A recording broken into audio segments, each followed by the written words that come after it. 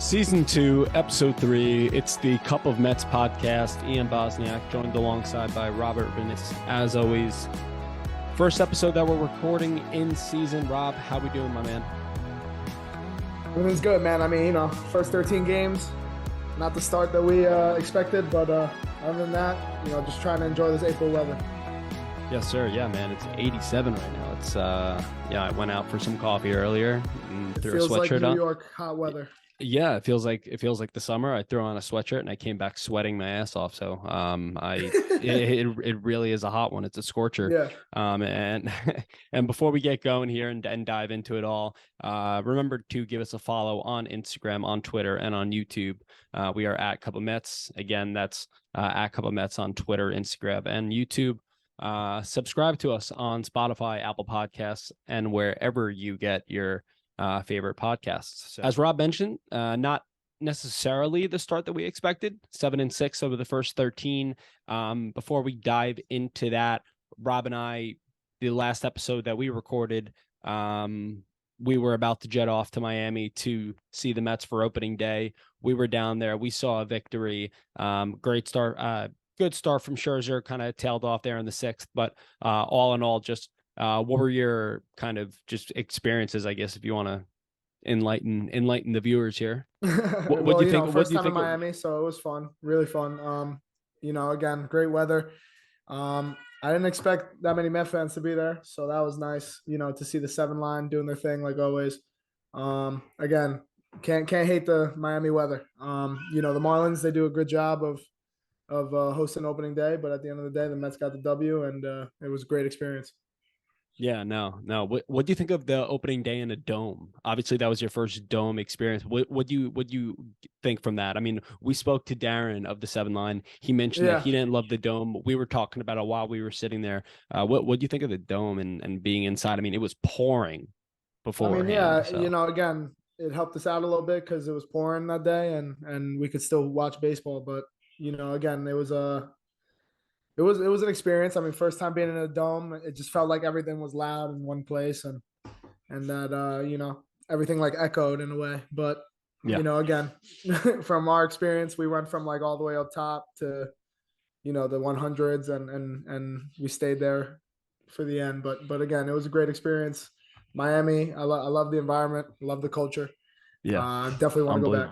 Yeah, want to go back. Yeah. Unbelievable. Yeah, I won't get too deep into this, but as Rob mentioned, not exactly what we were expecting in terms of seats. We had bought tickets that were, in the field level, on the home section. StubHub screwed us over. They gave us credit, whatever. So we took it. But we actually had to end up buying tickets last minute off of StubHub again. And we purchased them and wound up sitting up in the 500s. I was trying to record a few videos. The microphone was literally in back of my face. And, they're like playing all these videos and there's fans talking and this little girl screams like play ball and she scares the shit out of me. It was a wild experience, but luckily enough, the security and the down there, not as tight as it is up here in New York. And we were able to get down there and get in there with the 7 line. You also went to the home opener. I didn't. Obviously, massive difference in opening days. But massive difference in weather as well. But again, home opener is a home opener. It's good to see all the Mets fans, high fiving and nothing but Mets fans, and the scoreboard is humongous. So again, and Edwin Diaz was there, so that was nice to see. Yeah. Again, 7 line, shout out to them. And that scoreboard, though, I felt like I was in Dallas, like at the Dallas Cowboy Stadium or something. You were sitting right next to it. You were sitting right next to it. Did you have to wear goggles? No, dude, literally, like I would turn my head to the left and it was right there. It was dope. That's wild. That's absolutely wild. Yeah, and again, I'm sorry to cut you off, but again, like just like a different atmosphere. You know how like there was like, I guess like billboards and promotions in the old scoreboard and stuff like that. It's like none of that, bro. It's just like a big screen TV. Yeah. Like it's like if I felt like I was at like an IMAX theater. Yeah. And when I went for Senga's game the following day, and just looking at it, I mean, even the corners, there's no circled edges. It's literally just straight. Literally. It's Yeah. unbelievable. And the stadium just really, really looks great. Well done, Uncle Steve. Well done. It really, really, really looks great. But yeah, as I mentioned here in the early going, this is our first podcast in season. The Mets have played 13 games. They are at 7-6, as I mentioned already. So right before opening day, as we were sitting underneath the awning as it was pouring on us during the pregame, we got the alert. Justin Verlander went on the the IL with a Tress major. What was it again? A Tress major strain. Some in his chest. I know that. Yeah, it's right near the pectoral muscle. He's got an updated timeline. He's actually down in Port St. Lucie throwing right now. He had been throwing off flat ground at Citi Field, but he went to the IL, causing McGill to be called up. Yeah. Obviously, that was rough, but we did ultimately end up taking 2 of 3 from the Marlins. 3 of 4 from the Marlins to begin opening series there. What were your impressions of the Mets from the get-go? Obviously, there were 2 completely different series between, being down in Miami and then going to Milwaukee. We'll kind of go into that. But what were your initial reactions seeing the guys hit the field, hitting the ground running? What are, some takeaways there? Genuinely played well against the Marlins the last couple seasons. So, taking 3 out of 4 was no surprise there. We took care of business. Tyler McGill really stepped up in his start. I know, that was the one start. No, never mind. But yeah, he stepped up in his start. David Peterson looked good in his first start. Again, and what stood out to me though was the bullpen. The bullpen really got stuff done. That was the big question mark going into the season, with Edwin Diaz out for the rest of the year. But David Robertson, man, great pickup so far. 6 innings of clean work, whether it's the 7th, 8th, or 9th inning. I love the signing. So again, the bullpen, shout out to them. Even from like guys like John Curtis and Nogosek, they're pitching their asses off. So yeah, kudos to them. Yeah, no, Nogosek in particular looks great. And he's somebody that's going to be able to give the Mets a little bit of length now that Tommy Hunter went on the IL, and that was something that occurred literally right after the series. But Nogosek is one, and I agree. The bullpen has stepped up, right? There's been some questionable decision making, and I'll touch upon that. And we do have some new faces because there have been some injuries. But a guy like John Curtis, right? He's thrown 6 1/3 of an inning, 1.42 ERA. He's got 5 strikeouts, right? Brooks Raley hasn't been as good, and I had a conflict with him. I won't get into it. Brooks Raley has not been as good, but again, I expect him to be, kind of straightened out a little bit. There was early surprises from a guy like Dennis Santana, who was kind of definitely tailed off, and I think he may be on his way out at some point. But again, I agree. Tyler McGill looks great. Another guy, Kodai Senga, right? He is, I don't want to get ahead of myself here, because he just really, really looks great. He's started two games so far. He's pitched to a 1.59 ERA. He's 2-0 over those first 2, averaging 11, just over 11 strikeouts per 9 innings. What are you seeing from him? His fastball sitting at 97. That's his average velocity there. What are you seeing from Senga? The adjustments that were going to be so tough for him to make. He's making the adjustment pretty well. You've seen it in his first 2 starts. His fastball velocity is there, 97 to 99. Again, that ghost pitch is nasty. It gets a lot of people swinging and missing, and 14 strikeouts over those 2 games he started. So again, his command is, was a little wacky. I feel like those just first game jitters, but other than that, man, he's lived up to some expectations, some high expectations so far. So yeah, absolutely, and Ghost. What was that? What was that? Ghost. This is Ghost. He's like, it's no ghost. Yeah, dude, and the amount of jerseys.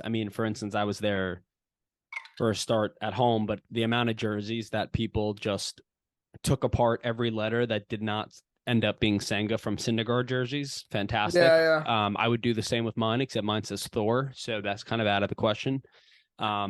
But I mean, Kodai's look great. I mean, his fastball velocity is in the 76th percentile. His K is in the 83rd percentile.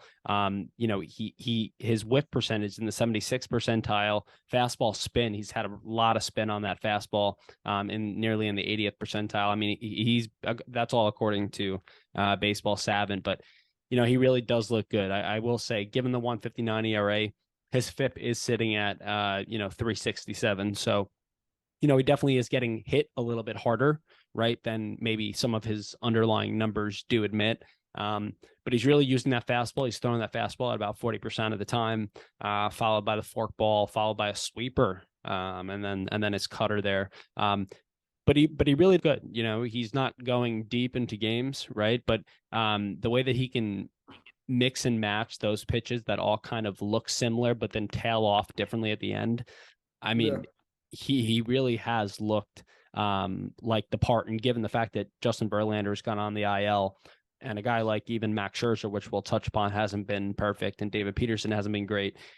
It's really, and Cookie Carrasco, that's another story. But it really has been nice to see Kodai make this adjustment, and I'm really looking forward to going to his next start. Very big difference between the series in Miami and then going to Milwaukee last year. We had a much different experience when the Mets went to Milwaukee. They clinched a playoff berth. The Mets ended up getting swept by the Brewers in 3 games. They lost 10-0 the first game, 9-0 the second game, and then 7-6 the third game. I just want to get into this. First off, Max Scherzer. No. Let's start with Carlos Carrasco. Carlos Carrasco, game 1, through 4 innings, gave up 5 runs, walked 4, struck out 4. Obviously, his woes have carried over even to his next start. What are you seeing from Carrasco right now? He looks miserable. I hate to say that. And I'm hoping, that it swings in his direction. But what are you seeing from him right now, and what's most concerning? I mean, there's been kind of like, the running issue of that he's not a big fan of the pitch clock. So maybe that's kind of taking a toll on him. I know he's not really, just watching his second start, he didn't really have command of his slider. It was hanging or down the middle every time. I mean, fastball velo, I see what you were saying in terms of in Milwaukee, it went down by the 4th, 5th inning. But again, I feel like he's that type of pitcher that just needs a couple starts under his belt before he's into like his full form. But again, I just think the biggest concern is, to be honest, is the pitch clock. I mean, he's always, not always, but again, you've seen that he's complained about it. He's not the biggest fan, and he said over in spring training that he felt rushed. So maybe that's something to take into account. You go to Baseball Savant, you look at Carlos Carrasco's numbers, his percentile rankings, whether it's strikeout percentage, walk percentage, whiff percentage, chase rate, fastball velocity, everything is near the bottom, like literally single digits or in the teens. Thus far, he's 0-2, 11.42 ERA. Biggest thing has been he's only gone 8 2/3 over the course of 2 starts, and he's only struck out 5. So he's not getting any swing and misses. The whiff rate's really down. And as you said, and I tweeted, his velocity is going from where it usually sits, 93, 94 in the first inning.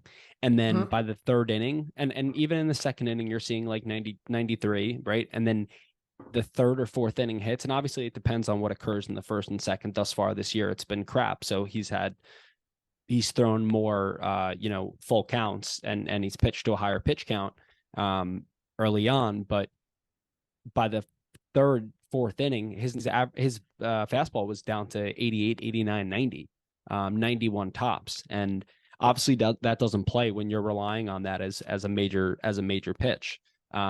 He's throwing the fastball at his highest clip. He's throwing it at nearly 38% of the time. And he's getting 0 productivity from it. Thus far, he has pitched decently with his fastball, right? Only has allowed a 250 batting average against. However, the hitters, which Carrasco has always gone to his sinker for his out pitch, and his sinker, hitters are hitting a whopping 571, off of his sinker. The sinker's only averaging 90 miles an hour, and the fastball's only averaging 91 miles per hour. So definitely a concern there. Following Carrasco's imploding, Tommy Hunter then came on, put up 2 innings. He then proceeded to give up 5 runs. He then went on the IL. So another arm loss. The Mets call up Denny Reyes. But all in all, just a bad game 1. They didn't score a run for 18 consecutive innings, right?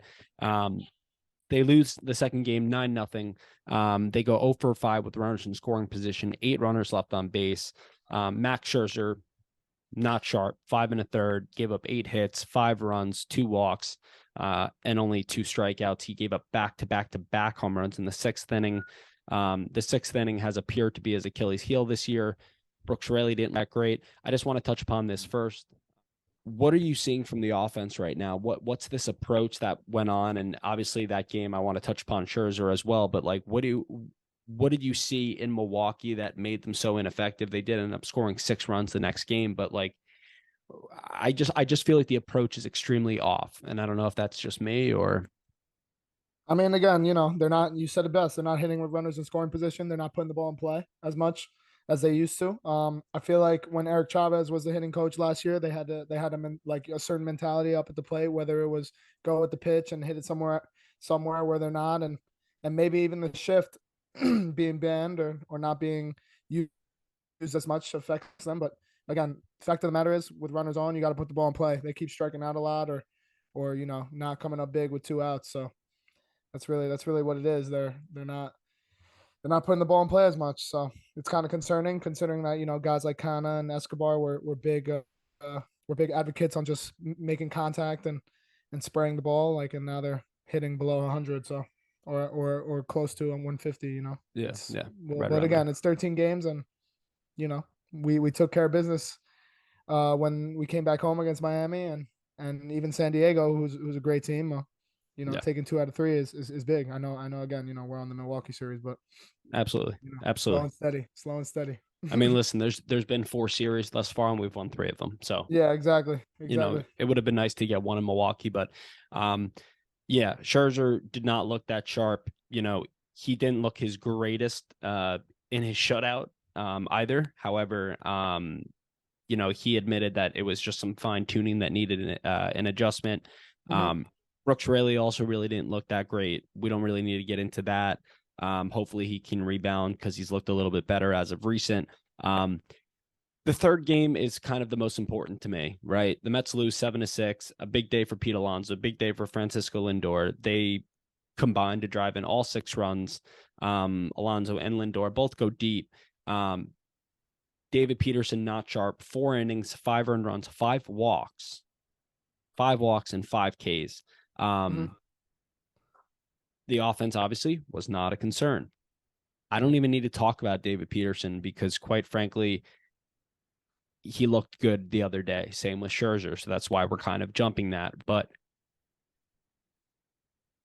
did you have a problem with the fact that Buck Showalter in a game that the Mets were winning goes to David Robertson, the game was tied, goes to David Robertson in the 8th inning, who is supposed to be your closer, and up until that point appeared to be the closer, opposed to going to Adam Ottavino in the 9th, because Ottavino wound up and obviously hindsight, is whatever, but you went to Adam Ottavino in the 9th inning, who's not necessarily your closer right now, and it looks they're going closer by committee at this point. But what did you think of that bullpen maneuver there? I mean, listen, we've seen it a lot last year with Edwin Diaz. Him pitching the 8th against the best of the best of the opposing team's lineup. I mean, again, David Robertson has been nothing but superb. I see what you're saying, that you would, if we had to choose a closer out of this bullpen, it would be him. But I think at the end of the day, it's just closer by committee. Adam Ottavino has pitched in the 9th inning before. He has pitched as a closer before. Granted, it was a tie game, but I have that confidence in Adam Ottavino to go out there and get 3 outs in the 9th inning. That's just me. Whether it's setting someone up or getting the job done, getting 3 outs and calling it a day. I have that utmost confidence in Adam Ottavino. That's just me. But again, I see what you're saying. It is a weird maneuver. I mean, maybe if the Mets were winning, it'd be different. But again, it was a tie game. you go with your second best reliever in that situation, and unfortunately, it didn't work out. But I mean, again, I see what you're saying. I know See, it's but a weird move, if you but trust, I'm sorry, if you trust Adam Ottavino though Mhm. to get those 3 outs in the ninth inning, then why don't you trust him to get those 3 outs in the eighth inning in a tie game? because you got to get to the ninth inning regardless, no? So So you put your best man in the eighth inning then. yeah, and who was up in the eighth inning for the Brewers? I don't know. Who is it? Okay, Yeah. Who so is that's another thing you got to take into consideration. Was it Yelich, Adames, and whoever their second hitter was? Probably, especially if Robertson was in there. Now, if it was 7, 8, 9, then yeah, okay, then maybe throw out Ottavino, maybe throw out a Drew Smith, But again, all in all, it's a tie game. You just gotta get outs at that point, whether it's your best reliever, your second best reliever, or a guy like Dennis Santana. The yeah. game they lost to the Padres, Dennis Santana was in the ninth. I know they were losing, but he was And one that pitch was away from making it 2-1, and then he fucking hanging slider and or that's curveballs and and that's my sent and it to that's the my moon. yeah, and that's my other issue. And that's my Yeah. other issue. So we'll hold that. So yeah, the Mets get swept in Milwaukee. On to the next, right? So then the Mets come home. Okay.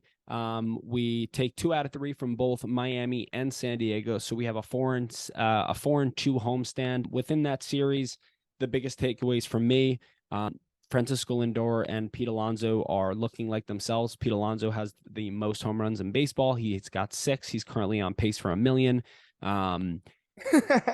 Francisco Lindor popped that OPS up into the 800s. He's stealing bags. He's also hitting a little bit now, and he's looking like he may be getting back into that form that he was in Cleveland, where he was posting 30 to 40 plus doubles a year. He's amongst the league leaders in doubles as well. And then, as I mentioned, Max Scherzer and David Peterson rebounded. But what are your biggest takeaways from the first homestand? Obviously, great to be back at Citi Field. The stadium looks incredible, but taking 4 out of 6 at home to begin the home campaign is nice. I mean, again, yeah, you mentioned it. You mentioned it there that Lindor and Alonso starting to look like they're coming around a little bit. Thank God Marte's healthy. I know he had a little collision at third base that he hurt his neck and he had to be out a couple of days, but again, he's back. And listen, again, we just want to see guys hitting with runners in scoring position. Jeff McNeil coming up big. Brandon Nimmo's hitting as well. Our top guys are hitting. We just need that bottom half of our lineup to kind of contribute. The Mets were very successful last year when 1 through 9 was hitting, whether it was productive outs or getting on base. Right now, easy out Escobar is an out, Tomas Nido or Alvarez is an out, and Mark Canha is an out. So that's 3. It's a third of your lineup automatic outs. So again, hopefully they get it done. I know Vogelback's kind of struggling too a little bit, but again, it's We very can, important. Very important though that after a loss, the Mets rebound with a win. So that was my big thing. yeah, yeah. I wanna pause you on the Vogelbach because a lot of people have had a problem with Vogelbach. Listen, he at Vogelbach right now. He's getting on base. He's getting on base. And again, you want somebody to be your big bopper, but he's got a 429 on base percentage. You know what I How mean? many RBIs? He's got one. Okay. He's got one. He's got one. All I don't right. hate him, bro. He's been a platoon player his whole life. It's Yeah. just, Yeah. we need someone to compliment him. We don't He's have that right-handed bat to compliment him. I ex- like Tommy Pham, but he's a well, fourth outfielder. we do have someone that can compliment them, but then, he's stuck in the minor leagues. Some of the biggest worries right now, thus far, the Mets offense has only produced 93 weighted runs created plus, which is amongst the top 10 worst in the league. They are 24th in the league with a combined collective 682 OPS. They are last in the major leagues in hitting with runners in scoring position. As you said, Eduardo Escobar, Tomas Nido, Francisco Alvarez, even a Mark Canha beginning to look lost. What's your biggest concern at this point? Again, we're not overreacting, Met fans. It's not an overreaction. It's just kind of easy to see. Like, like everybody, even the radio is calling Escobar an easy out. So it's like, again, I understand, it's only 30 some ABs, but every other day he gets off because he's not hitting. And then we got Guillorme, and I love Guillorme, but you would want to call up somebody, and I'm not going to name his name. I'm sure you know who I'm talking about. You'd want to call up that certain individual. They could call several up. I actually don't know who you're yeah, talking no, about. but this certain individual you can call up so he could play third base. Then that makes Guillorme expendable. Like you could play him at second, short, third, whatever. But still, it's like it's not even like he's getting like hard hit outs. Like he's striking out a lot. He's flying out. He has 1 home run. He looks like the Escobar from last year, from like May to August, and this is not good. Especially when Epler says that Brett Beatty needs more reps in AAA. Like, Yeah, just I don't know no what's going. energy. There's no energy in that bottom half of the lineup. Zero. It looks like he's swinging a tree trunk again. That's what it looks like. It looks like he's carrying a bat that weighs more than himself. Yeah. And to me, that's just a concern thus far. He's hitting 103. No, I know. And what's his hard hit percentage at? It's probably at like below 1. I'm not even looking at. I'm not But even here's looking the at thing, Saturday. though. Here's the thing. We've had, and this is the thing. Again, we have a -1 run differential, right? And we're still 2 games back. 7-6. Again, it's not to standing hunt here, but look at the standings. But we're only 2 games back. We're a game above 500, and we have a -1 run differential. And again, it's not the end of the world, but imagine when we're hot. You feel me? Like, again, Yeah, it's all right. It's a marathon. It's not a sprint, absolutely. But again, by May, if this is still going on, we got to change it up. Absolutely. No, listen, Aaron Ruff all of a sudden wants to hit bombs now and stuff like that. So, yeah, Darren Ruff has joined the likes of Michael Conforto and JD Davis and the 2 through Wilmer 5 Flores. Oh Mets. my gosh, Yeah. like the West Coast Mets over there. But yeah, so listen, I think the biggest concern, one can argue that the rotation is a concern, right? With the fact that Carlos Carrasco isn't pitching well, and we don't have many reinforcements until Justin Verlander returns. People can say that, the fringe bullpen pieces are an issue in the likes of Dennis Santana and so on. The 6-inning woes, people think that Scherzer may be running out of gas early. The 6-inning woes and Scherzer, but to me, the offense is the biggest problem. And before, anyone jumps the gun and starts looking at the trade deadline, the Mets have those internal pieces. The third baseman that you didn't want to name, Brett Beatty, he belongs in the major leagues. I don't give a shit what Billy Epler says. I don't care. It's not, it's not necessary. He's raked at every level that he's played, and he's playing a pretty good pace right now up in Syracuse. And he additionally looked pretty decent over there during spring. He had his issues, right? But I think the Mets have come a long way from when, in the early 2010s, even in the early 2020s, when the defense was so shoddy. The Mets defense is good. The Mets defense is good. Alonso has made such strides. When Narvaez is healthy, he's one of the better defensive catchers in the game. McNeil could have won a Gold Glove last year. Lindor should have won a Gold Glove last year. Escobar is playing well, actually. He's competent. Yeah, Eduardo's actually playing a good defense at third. That's the only thing that he's done well so far. Mark Canha could play all 3 outfield positions. Yeah. Exactly. So when you're kind of looking at it, it's like they got to bring Brett Beatty up 1, and you have to insert him into that lineup. So a lot of people are, if you read online, if you listen to radio, right? A lot of people are like, all right, well, if you want to call it Mauricio, you want to call it Beatty, you want to call up this guy, that guy, who are you going to drop? All right, well, I'll tell you right now, okay? We're not dropping Eduardo Escobar, okay? I do think that, listen, he's only 34 years old. I do think that he will get hot at some point, okay? Even if they're in stretches, I think that he can still provide a 240 average, hit 10 to 15 home runs, right? That's a bench piece. That's a good bench piece, okay? Yeah. Additionally, he also played a little bit of the corner outfield positions during the World Baseball Classic, okay? Correct. And throughout his career. He can also hit right-handed, right? So then you also can use him at DH if you want to. Okay. So Beatty's up, right? With that being said,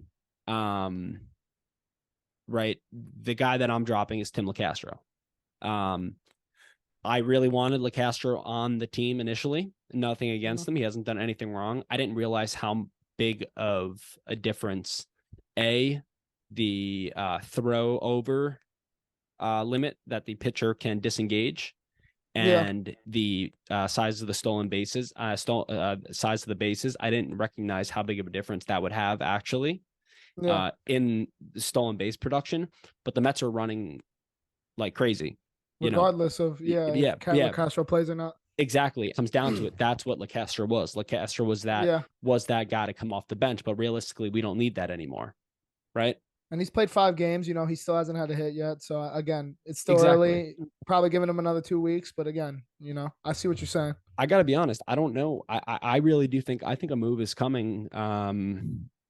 Could be coming. I mean, depending on how everything goes in Oakland, I think a move could be coming shortly after that. So you just have to hope that the bats wake up, and someone like Mark Canha, another guy that kind of really needs to put together just better at bats. I mean, he's just swinging straight through all of the fastballs. I feel like anything up in the zone, he's not making contact Yeah, on. he chases a lot now. I guess. I mean, his pitch recognition last year compared to this year Yeah, was better. But again, he's been swinging at a lot out of the zone, and I think he's just focused more. His main focus in the offseason was power. Listen, I'm all about the home run, but I just think Marcana is a 15 to 18 type home run guy who hits for 250 to 270. yeah, And yeah, that and takes his maybe it messed with his timing or something. I don't know, but yeah, we'll see. and his strength is Oakland should be a sweep. Yeah, and his strength has also always been getting on base. And right Yeah. now, again, 13 games and 45 at bats for him, but you know, he's only getting on base at a 315 clip with only, one home run to boot. He's not slugging much. So again, Yeah. that right-handed bat, considering we're lacking that, is an issue. Tomas Nido, the catching situation's an issue right now. Tomas Nido not hitting the ball whatsoever. Mm-hmm. And his at bats really kind of do look lifeless. He's hitting 125 across 24 at bats with only one RBI. And then you go over to a guy like Francisco Alvarez, who again got called up after the Narvaez injury. We all know that he's not necessarily ready defensively, but his bat has looked weak and kind of overpowered once again, kind of like it did last year. Mm-hmm. He's hitting a $125 as well. 8 at bats, only one hit. I actually think the bigger question is, if Francisco Alvarez is in the majors, why isn't he catching? Why isn't he No, I was catching just every about to day? say that. So, I mean, in my opinion, he should be playing every 4 or 5 days a week, and that's just me coming from a kid who wants to see the kids play. I think they're not stunting his growth, but I think they're hindering his opportunity to get better and to hit more when he's only playing twice a week. In Absolutely. my opinion, again, he chases a lot. So does the rest of the team, but in reality, he's got to start seeing more pitches. He's got to start catching more so he can get used to being that catcher that we want him to be. And again, Tomas Nido, I have nothing against him. I think he's the ideal backup catcher. But again, this is his time to teach, and this is the time for Alvarez to learn. But again, in order to learn, you got to play, in my Yeah. opinion. So Yeah. again, I think catching guys like Scherzer, catching guys like Peterson, catching guys like McGill, and not even Senga, because I'll leave Tomas Nido with Senga and Cookie. You feel me? Yeah. Yeah. But catching those 3 guys is a necessity, in my opinion. He's gotta learn how to be a leader. He's a young kid, bro. So again, I'm not saying he's got to lead us and be the next captain of the New York Mets. But again, in order to get better, you got to play. Buck, Yeah. I know he swings at a lot, he chases a lot, but again, he's got to play. He's got to learn. And again, when Narvaez comes back, if he's still struggling, all you do is send him down. Yeah. All right. But if he's hitting the crap out of the ball, that's a good problem to have. I couldn't agree more. He's got to play because he's not getting the opportunity to. Yeah. He's sitting on the bench, and then if he does get the at bats, he's only catching right now like once, maybe twice a week, if that. He only has 8 at bats, and we've seen him be the DH several times. Obviously, that right-handed bat works, but again, with all the different moving pieces, you can shuffle it up so that he ends up being the catcher. And I agree, those three pitchers are exactly who he should be thrown to. And I couldn't agree more. Listen, if he ends up hitting a $195, but he ends up popping 10 over the fence, and we see some run production. Yeah. Again, the kid is not even 22 years old. Right? He's 21 years old. But again, he has to play. He absolutely has to play. And I think that is an absolute necessity. Again, like what good does it do getting 2-3 at bats twice a week opposed to getting 2-3 at bats 4 or 5 times a week? You feel me? Like, and again, nothing against Tomas Nido. Can Can he be an everyday catcher? Maybe someday. But again, he hasn't shown it right now. So if we want to get that big bopper to start bopping, he's got to see more pitches and he's got to play. But again, we do have seven wins, so we are above 500. So some things have to be going right. If the season ended today, we'd be in the wild card. Yes, that we would be playing the Diamondbacks. I told you, sleeper team. Yeah, sleeper team. Yeah, man. Yeah, you got that. But again, yeah, there are some positives. Hopping into a guy like Pete Alonso, he just looks locked in right now. Definitely. I feel like he can cover the dish extremely, extremely well. He's seeing the ball great right now. His home run the other day was a shot, piss missile. What are you seeing from Pete at the dish aside from a more disciplined approach? And obviously he's just hitting the crap out of the ball. But what else are you kind of seeing there? Yeah. I mean, again, I just think, well, I don't know if you heard, but he tried a new bat this season. Yeah, and he started struggling, and then he went back to like that axe handle bat, and now he's starting to be like Pete Alonso. But again, I just think it all comes down to pitch recognition and not swinging at pitches out of the zone, man. I mean, again, when you don't swing at pitches out of the zone, there's no other place to throw it than right down Broadway or a strike, And Pete's all over that. He's a natural hitter, man, and again, I think in the back of my mind, he's thinking about, hey, I need to get paid, and I want to be a Met for life. Absolutely. And listen, he looks good, man. He looks like he's in shape. He lost a little weight. He's cut up. He's and you said he's made strides. Not even strides, but he's come a long way at first base. So, a lot of my friend that I went to the game with, the home opener, thinks he's going to eventually be a DH. But again, I think he could play first. No, just like Albert Pujols can, like till he's 35, and then he'd be a DH for another 5 years. Yeah, no, I absolutely agree with that. I mean, he really looks good. Thanks, dude. I appreciate it. I gotta get a new game, man. I figured I would just turn it around. You know what I mean? To represent. No, I mean, dude, I've never seen you wear that hat. It's a good hat. Thanks, bro. I appreciate that. I wore it to the no hitter. Nice. Last year. Which one? The one. Oh, last year? Yeah. The one that we went to. Yeah. Another positive, right? The Mets are stealing a ton of bags. That's something that I wanted to point out. Brandon Nimmo's running, and again, this is another reason why I think Tim LeCastro is you can designate him for assignment when you want to call upon one of the youngsters. A guy like Brandon Nimmo stealing, Starling Marte stealing, Francisco Lindor stealing, Tommy Pham stealing. It really, really all is a great thing to see. I think Francisco Lindor, so at the dish, him showing more patience. He's not striking out as much. Last year he was chasing big time. Again, he's not getting all those hits to necessarily fall into where he wants. But he has looked very productive at the dish. I think other positives that you can look at is the fact that Max Scherzer did bounce back from his rough outing, and same thing from David Peterson to kind of put those early like woes to bed. There were people saying that Scherzer was washed. Right. And then obviously Tyler McGill. What do you think the ceiling is for a guy like Tyler McGill? He is obviously the most dominant April pitcher of all time, but yeah, for real. But what do you think the ceiling actually is for him? And I really do think it'll be, if everything continues going the way it is, I think he'll end up in the rotation when JV comes back and Peterson will be optioned. But what do you how far do you think he can go? I mean, again, you see what he could do. Even from last year, he started opening day and he won his first 2 starts, 3 starts. Even this year, he's 3-0 and he pitches into the 5th, 6th inning. But again, he knows his worth. I feel like even his last start, he said he could have went out there and in the 6th inning, but he talked to Buck about it, and Buck, said that they're going with Raley instead of him, and he understood. He's a team guy. He loves being a Met. I mean, again, I think his ceiling is a 3rd starter in a rotation, 3 or 4 guy.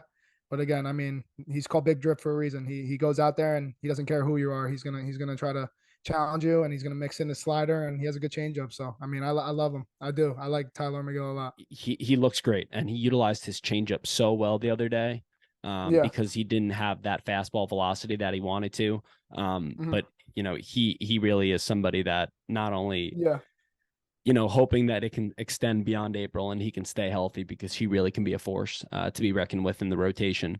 Yeah, so again, that's another thing too. Like that's a great point you bring up. It's like, again, we've seen what he could do in as like a depth piece, like a spot starter piece, and it's only a matter of time until we see him in like a full season and see what he could do. Maybe comes out with 15, 16 wins if he sticks around. So again, I appreciate him. I love him. His mom's the best on Twitter. She's a character. Yeah, And she's great. again, him and David Peterson are good young arms to look forward to. Absolutely. Absolutely. No, they're two really, really great depth pieces, two really, really good pieces to have once Verlander comes back, and eventually Jose Quintana, hopefully. Yeah, I saw him on Twitter. He was warming up and stuff like that today, Jose or whenever it Quintana? was. Yeah. He was doing some like, jogging stuff, like, doing stretches with trainers. I don't know, but he was warming up. It was on So, SNY. okay. But to So stay there's on the no pitching throwing. side, I mean, what do you think about Adam Ottavino and David Robertson's production? I mean, again, the guys before them, I don't they're doing well, they're doing all right, they're doing their jobs, but those two leading the way, I really think we got some going there once Diaz comes back, When and like if a little Diaz three-headed comes back. monster. Yeah. Yeah. I mean, Oh, he's coming back. you think he's coming back this year? I mean, he said it, so I'm gonna take his word. Wow, I just want to just quickly interrupt. Obviously, this will be published later, but the Tampa Bay Rays have just beat the Boston Red Sox. They are the first team. They joined the 87 Brewers and this 82 Braves as the only teams ever to start the season 13-0. That's wild. Good for the Tampa Bay 87 Rays. Brewers and 82 Braves. All right, continue on. What do I think of them? Listen, Adam Ottavino, we saw it all last year. He was tremendous. Again, aside from, I have different opinions when it comes to bullpen management. I think that it should be closer by committee. I haven't agreed with some of the choices that Buck has made when it comes to Ottavino. But with that said, Adam Ottavino looks great. His two-seamer has been so lethal this year. The slider is always going to be his bread and butter, and is always going to be his best pitch. But his two-seamer is catching everybody off guard. And I think that when he mixes in all of his pitches, to see several sliders that either you're swinging through or you're watching, and then all of a sudden to see a two-seamer that looks like it's completely outside of the zone and then comes right back into the middle of the plate, is something that are catching hitters completely off guard. So that's great to see. And then David Robertson, I mean, he's thrown in five games. He's hasn't allowed a run thus far. Buck Showalter the other day said that he's kind of like his utility pitcher. He can pitch in the eighth, he can pitch in the ninth. I know they may be leery of extending him beyond an inning because he did not pitch more than one inning last year. But listen, they both look really, really good. Just imagine if Edwin Diaz was there. Next up here, I know that we talked about it earlier, but I just want to throw some numbers out at you. Ronnie Mauricio in AAA, 41 at-bats, 341 average, 4 home runs, and 12 RBIs, okay? Mark Vientos, 351, 4 home runs, and 9 RBIs. Brett Beatty, if my computer will load. Brett Beatty, 333, 3 home runs, 7 RBIs. Rob, for a team that's struggling like the Mets, leaving men on base left and right, leaving runners in position left and right, not hitting as many home runs as you'd expect. When the hell are these kids going to get called up?